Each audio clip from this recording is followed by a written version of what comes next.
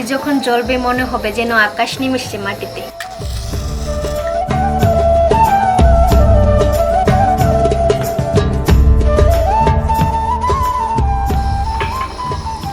সে যায় এত কষ্ট করছিস কেন?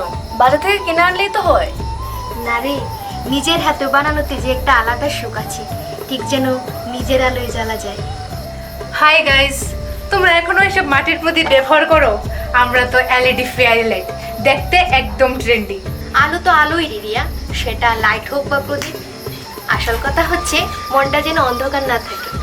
একদম ঠিক বলেছিস। দীপাবলি হলো অন্ধকার থেকে আলোয় যাওয়া, সেটা ভিতর থেকে হোক আর বাইরে।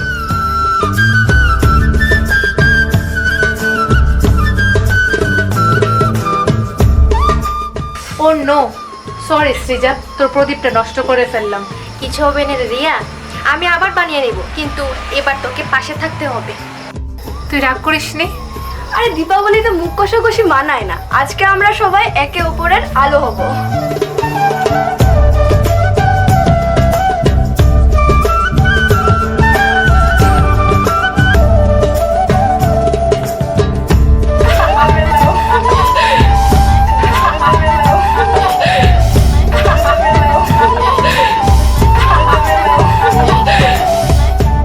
এই দেখতে প্রদীপগুলি কত সুন্দর জ্বলছে। দারুণ জিনিস। আমি আজ বুঝলাম আলো শুধু সাজ নয়, একটা বন্ধুত্বের প্রতীক। সত্যি রে, দীপাবলি হলো একে অপরের জীবনকে আলোকিত করে তোলা।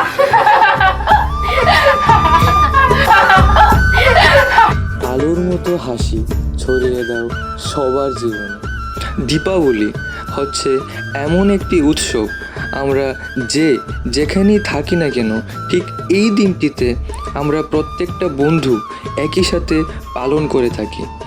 আমাদের চ্যানেল অদৃশ্য মানব 01 এর পক্ষ থেকে আপনাদের সকলকে জানাই শুভ দীপাবলির প্রীতি, শুভেচ্ছা এবং ভালোবাসা।